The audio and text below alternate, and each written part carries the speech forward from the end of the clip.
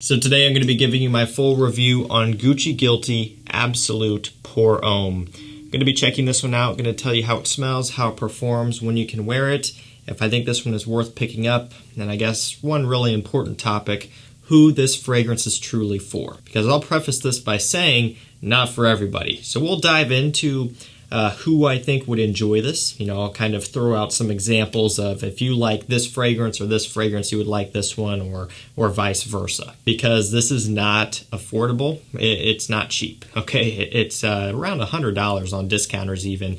And so it's a risky blind buy. And sometimes, depending on where you are, it can be hard to sample at first. So I'll do my best throughout the video to just break it down for you and you can make an informed decision. I think we need to start somewhere, and that should be with the scent, how this fragrance smells. Now, when you first spray this one on, if you were to go into this one blindly and not read any of the notes, not watch or read or listen to any of the reviews, I would say the majority of you guys out there would be caught completely off guard. Now again, if you were to cheat or if you saw some information in the beginning, you may not, but I'll tell you, man, if you were to blindfold me and have me smell this for the first time and not tell me a single thing and I knew nothing about it, I would be just shocked. Because this is such a different scent coming from a designer brand.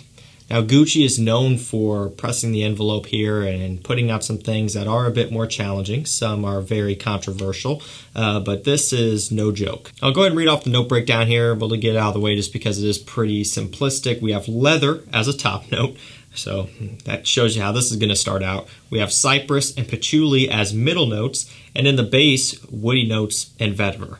So what do you see here? Legitimately all woods and leather. If that doesn't set the tone for this fragrance, then I don't know what else I can tell you. And again, that's what I'm saying. If you were to look at this and then smell it, you would kind of have an understanding, but otherwise, this is completely out of left field. Such a unique designer fragrance. It's still crazy that this is a designer. So when you first spray it on, you get hit with that leather note right off the bat. It's strong, it's pungent, it's kind of spicy, kind of slightly animalic. It's right there. You also get some of the vetiver, you get some of the cypress, you get some of the woods, the patchouli, you get everything that's listed off here. So they didn't leave anything out. So you do pick up on the patchouli, and what that does is it gives off this very slight kind of chocolatey woodiness here. So the vetiver used in here is going to be kind of the more dirty variety. It's not like a super soapy clean vetiver like in Tom Ford Grey Vetiver. It has a bit more of a texture to it. And again, there's woody notes. That's pretty vague as to what type of woods they're using. I would see it more as some variety of cedar wood. Sandalwood would be a bit too smooth and creamy for this composition, at least to me. So I would say a cedar wood with more of a drier profile, kind of dry, maybe a bit spicy, that sort of thing. You do get a good amount of that in the base of this fragrance. But again, man, this is all about the leather and the woods. That's all you need to know, and there's really nothing else that you need to hear about. And so with that comes, who's this going to be for, right? So it really depends on the current state of your collection and what you've smelled and what you're into. And just to make it very simple here, if you are coming from the aquatic blue fragrance side, sample first, okay? It can't be easier than that. You got to try this one out first because you are hopping from one end of the spectrum all the way to the other. But if you have dabbled with some fragrances like this, you know, you've experienced some fragrances that are very rich and woody and heavy and leathery, then this is something that you would maybe want to look into. But even still, there can be fragrances that are rich, woody, leathery, spicy that aren't to this level. So you have to kind of keep this in mind here.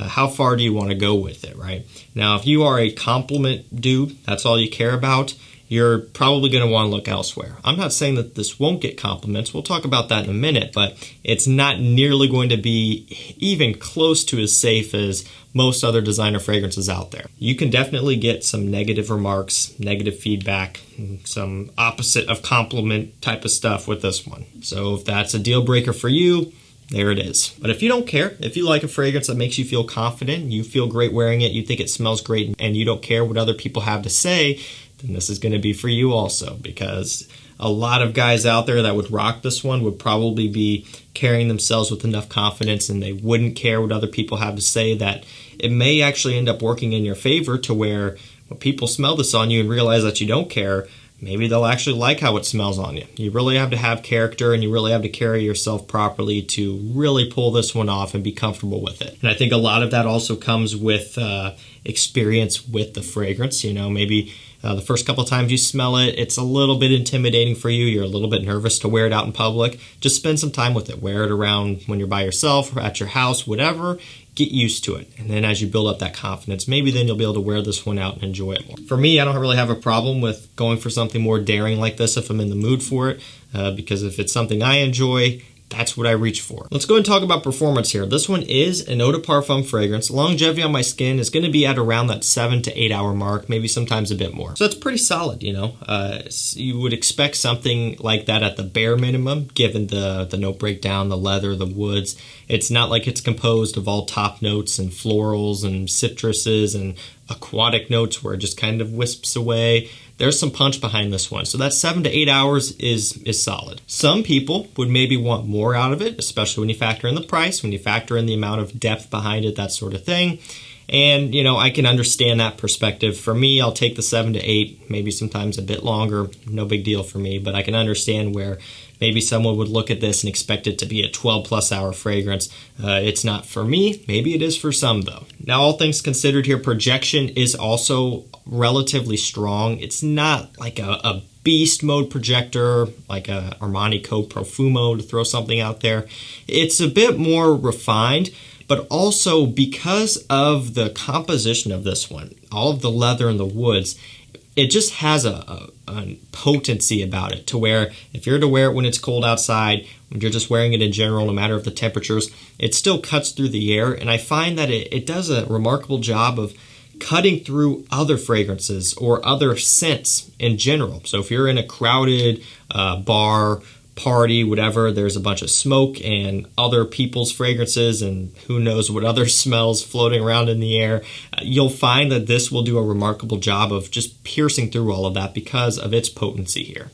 So yeah, performance on this one is pretty solid, and that is to be expected when you smell this beast of a scent. And in terms of when you can wear this one, it's going to be one of those just cooler weather scents, not something that I would pull off in summertime. I just really wouldn't do it. But early spring, mid to late fall and wintertime, it's going to be good for you. Again, it's a woody scent. It's leathery. It's not like it's winter specific, but it's not like it's fall specific either, or spring. It's just cold weather. That's when I would pull this one off. I also think that it leans a little bit in the upscale dressy direction. Now, I'm not saying I'd wear this to a suit and tie, like wedding or something like that, but in situations where you are maybe a bit more dressed up, you don't care, you're not worried about offending, you wouldn't get potentially reprimanded for offending people like at a work environment or something, then you could go for this one and you will fit the part. That's pretty much my full review on Gucci Guilty Absolute. I tried to break it down the best I could. It's for people who want a challenge. It's for people who want something different,